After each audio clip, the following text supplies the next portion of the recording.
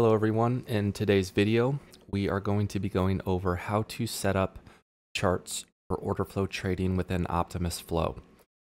So this is how I personally like to have my charts set up. We're going to be setting up the depth of market, a footprint chart, and then a volume profile chart, and I use this in conjunction with just a standard bar chart. So what we're going to do is we're going to act as if we've just opened up Optimus Flow and you have no existing windows, so we'll start from scratch.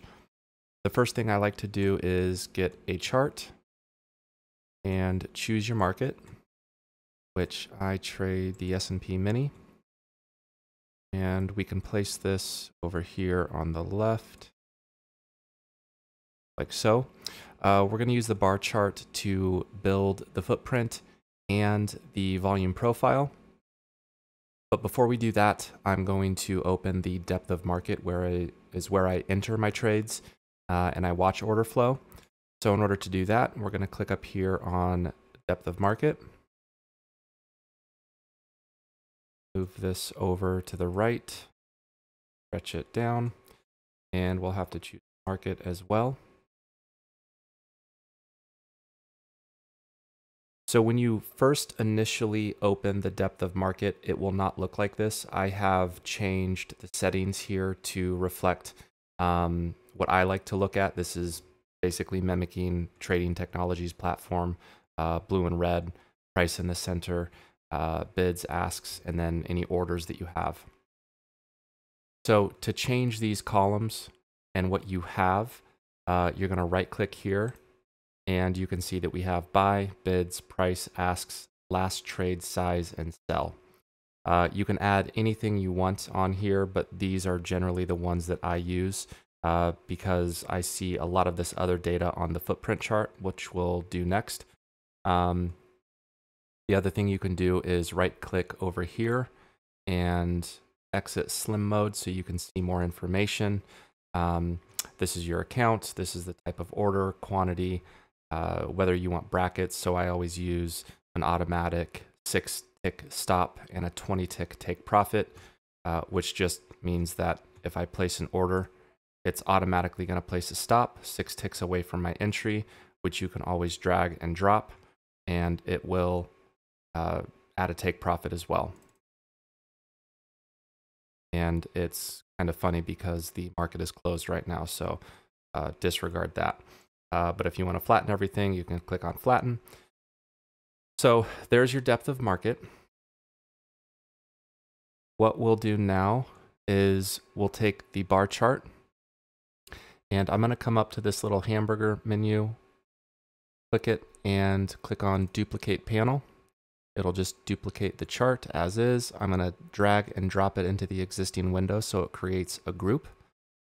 And now we'll edit this chart right here to build the footprint chart. In order to build the footprint chart, you're going to want to come over here and click on Show Hide Volume Analysis Toolbar. And it'll pull up this menu down here. And we're going to activate cluster. And we're going to do a double type. And we'll choose sell volume for data type 1. Buy volume for data type 2, and I like to color by delta. We'll enable that, and it will change the chart. So now it's showing all the market orders that have either hit the bid or lifted the offer, and we'll get into that in a little bit more detail here in a second, but first I want to clean this up.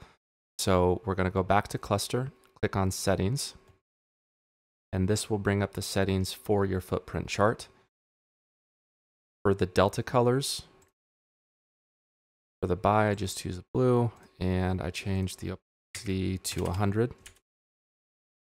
Sell, I do red. And if these colors aren't entirely accurate that I'm saying, it's because I'm colorblind, so forgive me for that. And then I don't show the POC just because I think it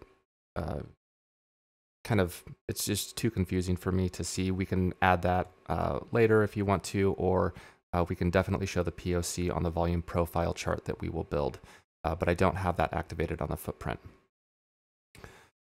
So we can exit out of that, and let's go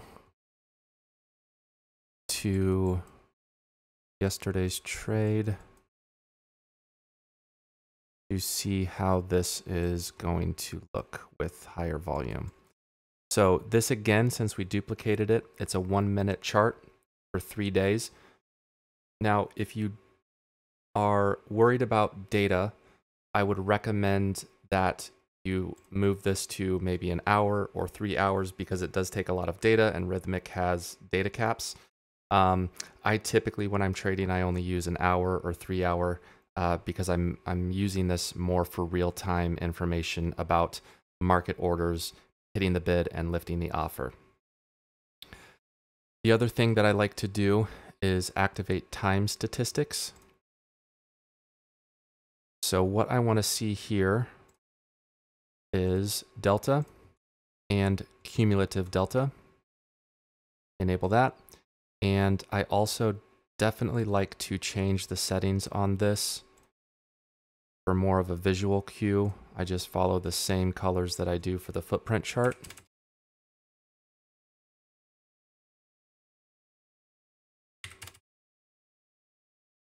Like so.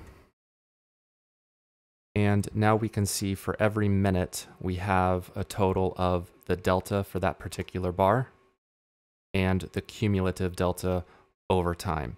So we can see here that when this move came down, this bar had a delta of negative 1286, and we can see that the cumulative delta reached 1600, 1700, 1800, and then it slowly declined. And again, we'll get into the details of that and how to read that over time, but this is just mainly focused on how to set this up and the numbers that I look at for order flow trading. The last thing that I do on the footprint chart is a time histogram for volume. And the reason I like this is you can add volume here on the time statistics.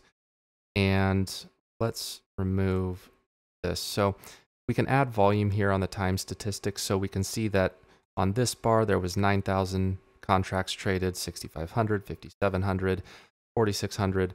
You can see that number obviously declining. But what I like to see is a more visual representation of that. Just makes it a little bit easier to see the decrease in volume after a move has happened, especially in a period of consolidation. So I always recommend activating the time histogram with volume. So that's the footprint chart. Now we will get into the volume profile, and we're gonna again build that from the original bar chart that we created. So we'll just go back here, click on the hamburger menu, duplicate panel, drag that back into the group.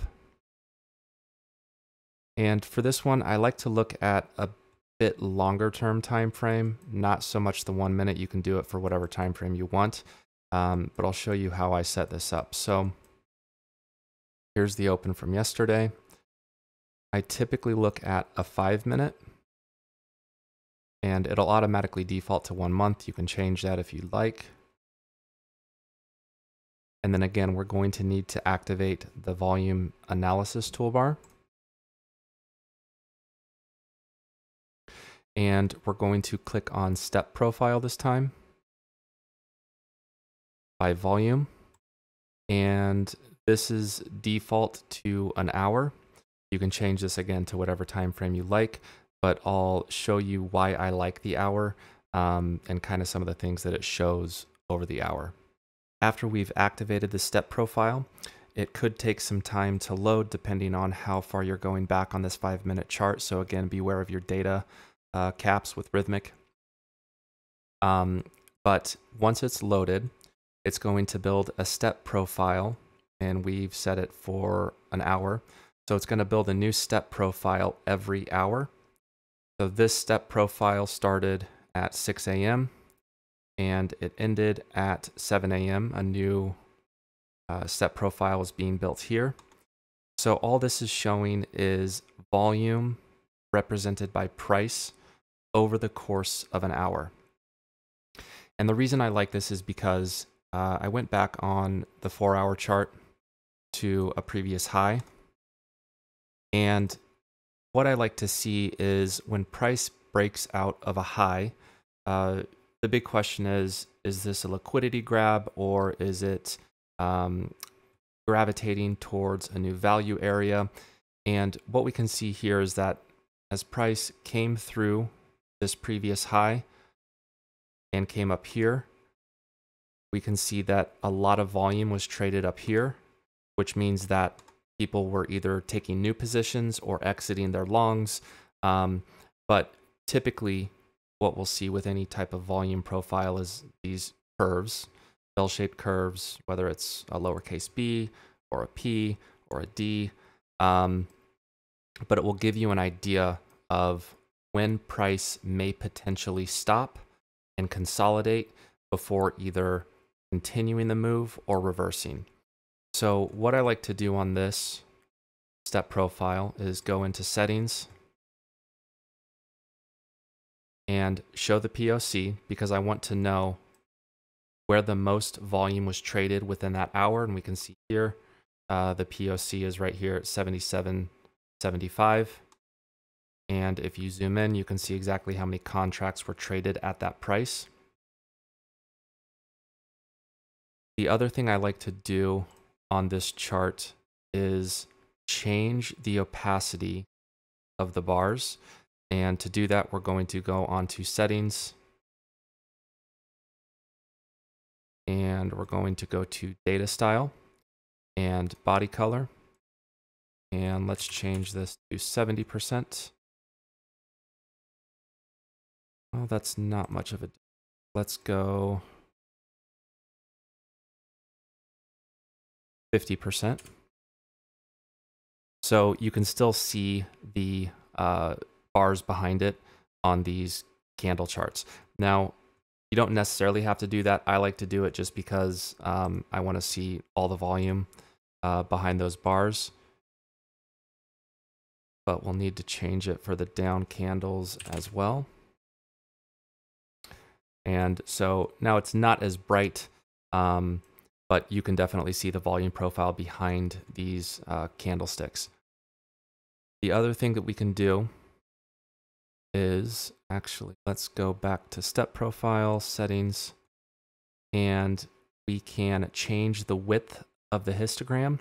Right now it's only set to 40%. If you want to see this kind of zoomed in more, you can change that to 100.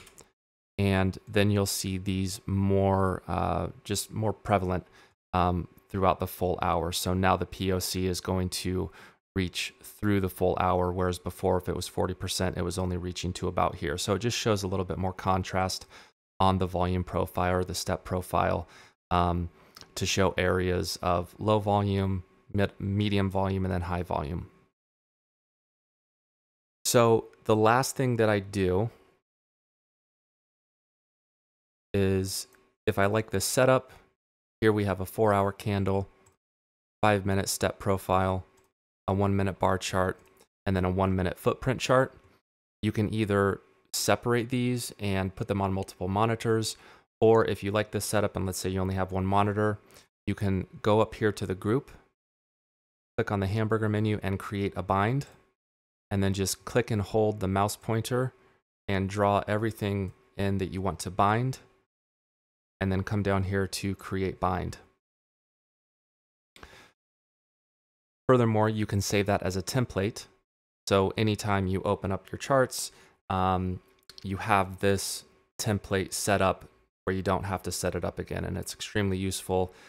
Generally, if I close down my charts, everything pops up as is, but I like to save these binds as templates to make sure that I don't lose them, because it does take some time to set them up.